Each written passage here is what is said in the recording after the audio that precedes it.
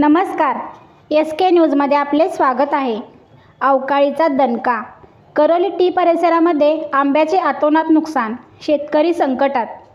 कवठेमहांकाळ तालुक्यातील करोली टी आणि परिसराला काल झालेल्या वादळी वाऱ्यासह अवकाळी पावसाने झोडपून काढले.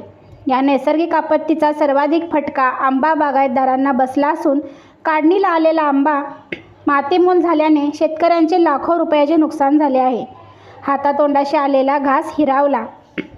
गेल्या काही दिवसापासून कडक उन्हामुळे हैराण झालेल्या नागरिकांना पावसाने दिलासा दिला असला तरी शेतकऱ्यांसाठी हा पाऊस कर्दनकाळ ठरला आहे. करोली टी परिसरात मोठ्या प्रमाणात आंब्याच्या बागा आहेत. सध्या आंबे परिपक्व होण्याच्या स्थितीत असतानाच तयार झालेले आंबे मोठ्या प्रमाणावर गळून पडले आहेत.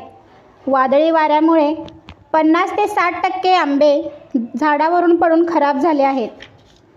वर्षभर पोटच्या पोराप्रमाणे आंब्याच्या झाडांची जोपासना केली. आता कुठे 4 पैसे हातात येतील अशी आशा होती, पण एका रात्रीच्या पावसाने सर्व स्वप्ने धुळीला मिळाली आहेत. अवकाळी पावसामुळे झालेल्या या नुकसानीचे कृषी विभागाने तातडीने पंचनामे करावेत अशी मागणी परिसरातील शेतकऱ्यांकडून होत आहे.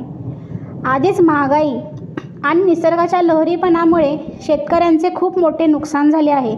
सरकारने याचे तातडीने पंचनामे करावेत अशी मागणी करोली टीमधील ग्रामस्थांमधून होत आहे.